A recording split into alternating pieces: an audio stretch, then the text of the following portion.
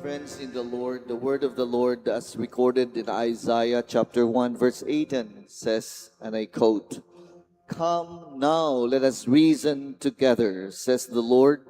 Though your sins are like scarlet, they shall be white as snow. Though they are red as crimson, they shall be like wool."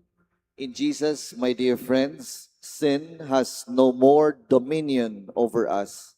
In Him, we are more than conquerors. So, let us continue to turn our eyes upon Him.